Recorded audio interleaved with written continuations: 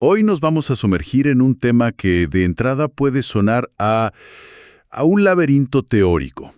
Hablaremos de unos conceptos del psicoanálisis que, si bien tienen su fama de complejos, la verdad es que son una ventana fascinante para entender la experiencia humana, sobre todo nuestras contradicciones, nuestros malestares.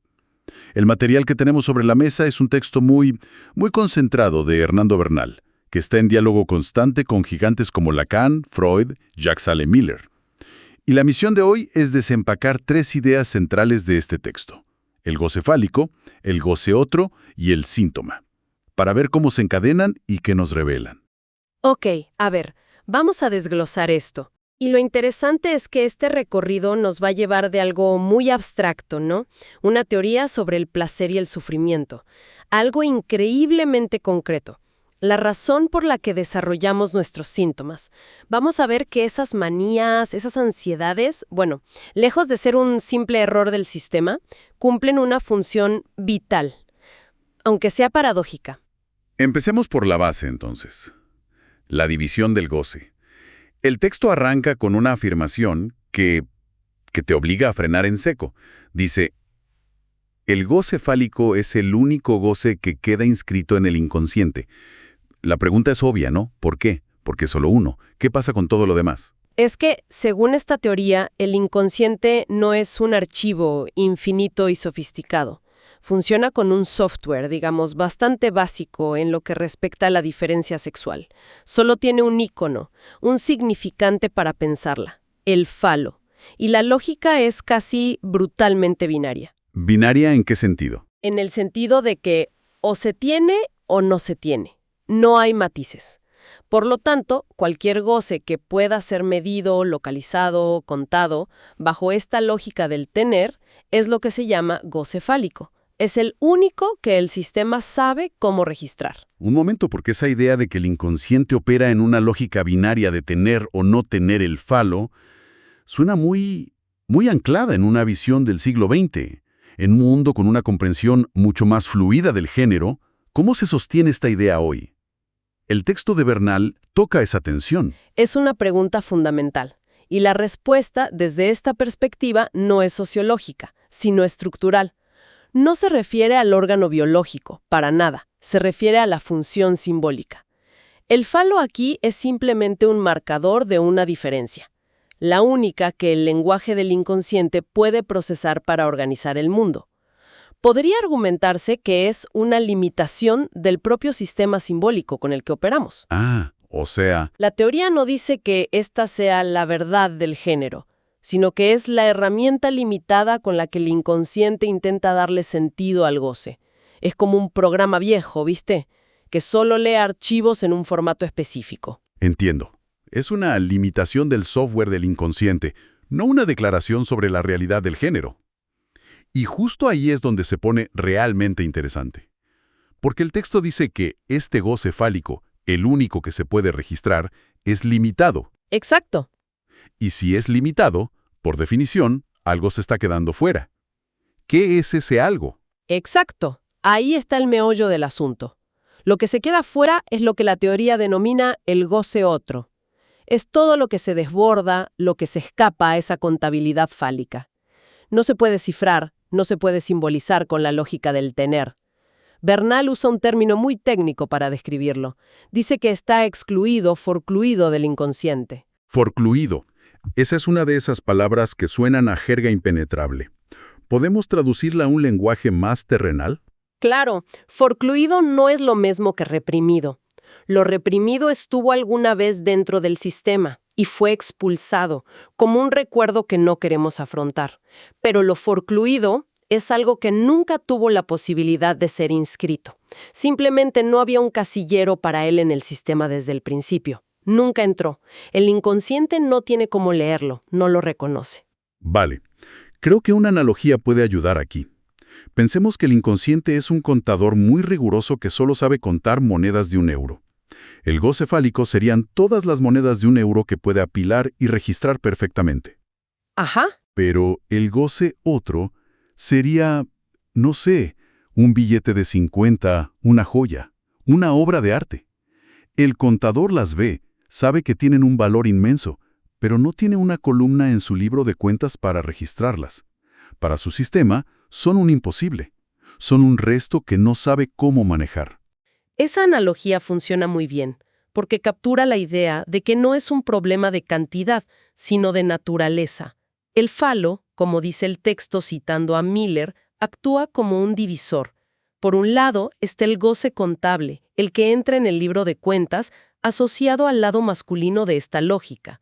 Y por el otro queda ese resto de goce que escapa a la contabilidad. Asociado a lo femenino. Exacto.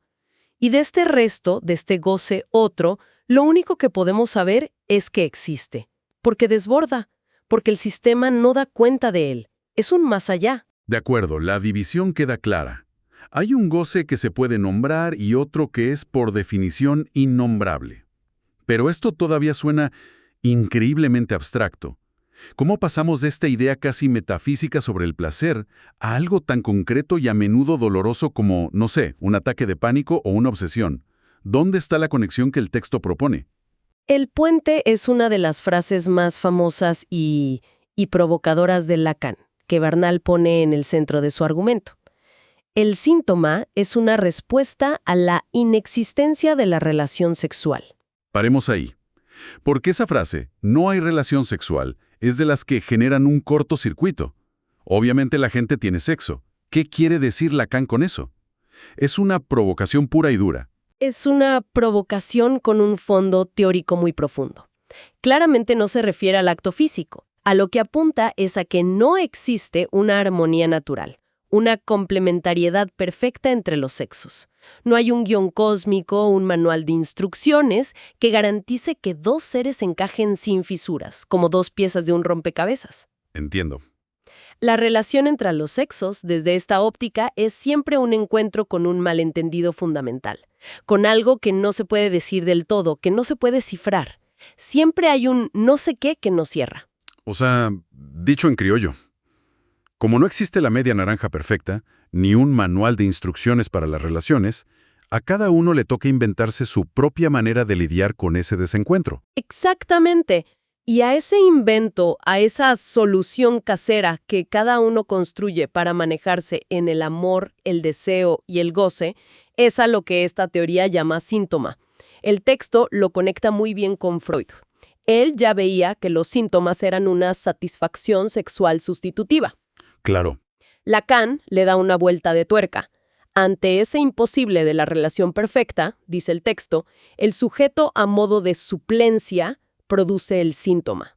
Es la respuesta particular que cada quien crea para vivir con esa falta de garantías. Vaya, eso cambia completamente la perspectiva.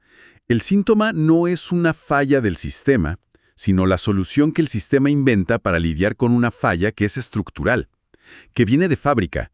Es una creación. Es una invención, sí, y a veces es una invención muy ingeniosa, aunque dolorosa. Pensemos en alguien con una fobia a hablar en público. Esa fobia es su solución particular para no tener que enfrentarse al imposible de ser el orador perfecto, al miedo a no satisfacer las expectativas del otro. Es una forma de organizarse la vida, de gozar y de sufrir. Si el síntoma es una solución, eso significa que todos, sin excepción, tenemos síntomas. Una persona considerada sana sería simplemente alguien cuyo síntoma es socialmente aceptado, como ser un adicto al trabajo, por ejemplo. De síntoma no es la salud, sería casi la locura. Sería estar completamente a la intemperie frente a ese imposible de la relación. El workaholic es un ejemplo perfecto. Su síntoma, trabajar sin parar, es una solución muy eficaz. Le da un lugar en el mundo, le permite relacionarse con otros bajo ciertas reglas y a la vez le proporciona un goce muy particular, solitario, en el dominio de su tarea. Un síntoma que incluso puede ser aplaudido. Claro, en nuestra sociedad, totalmente. Esto nos lleva de lleno al último punto del texto, que me parece el más contraintuitivo de todos. La doble función paradójica del síntoma. Por un lado, nos sirve para crear un lazo social y por otro, es lo que nos aísla. ¿Cómo puede ser las dos cosas al mismo tiempo? Es que la genialidad del síntoma, si se puede llamar así, reside precisamente en esa contradicción. Por una parte, el síntoma es un mensaje dirigido al otro. Es un cartel luminoso que dice, aquí pasa algo. Una migraña, una crisis de ansiedad, una manía con el orden. Es algo que se muestra, que se comunica, que genera una pregunta en los demás. Y en ese sentido, crea un lazo social. Claro, te pone en relación con el médico, con la pareja. Con la pareja que se preocupa, con el amigo que intenta ayudar. Es una demanda, es un llamado. Pero al mismo tiempo dices que nos aísla. ¿Sí? Porque en su núcleo más íntimo, el síntoma es un modo de gozar. Y el texto de Bernal aquí es muy poético y preciso. Es un goce fijado y reductible, en el cual el único partner es la letra gozada. Esto significa que en el corazón del síntoma hay una satisfacción profundamente privada, solitaria, casi autoerótica. Un circuito cerrado. Es un circuito cerrado de repetición que no necesita a nadie más. Es el goce que la persona obtiene de su propia queja, de su propio ritual, de su propio dolor. Y ese aspecto es el que se opone al lazo social, porque es un goce del que nadie más puede participar. Es intransferible. A ver si lo podemos aterrizar con otra imagen. Es como si el síntoma fuera una canción que uno tararea constantemente. Los demás la oyen y reaccionan a ella. ¿Qué canción más triste? ¿O podrías parar de una vez? Esa reacción es el lazo social que se crea. Exacto. Pero el placer íntimo, la razón secreta por la que uno vuelve una y otra vez a esa melodía y no a otra, incluso si es dolorosa, ese es el goce privado, el circuito cerrado. Esa es una excelente manera de ponerlo. Y yo añadiría que esa melodía no siempre es placentera en el sentido común de la palabra. A menudo es un goce ligado al sufrimiento, y esa es la mayor paradoja de todas. Volviendo al ejemplo de la fobia a hablar en público, el mensaje es claro: ayúdenme, no puedo. Pero el goce secreto está en la evitación misma, en el alivio de no exponerse, en el control de la situación al no participar, en la reafirmación de yo soy así, soy el que no puede. Es un goce solitario y terrible, pero es un goce al fin y al cabo. Entendido.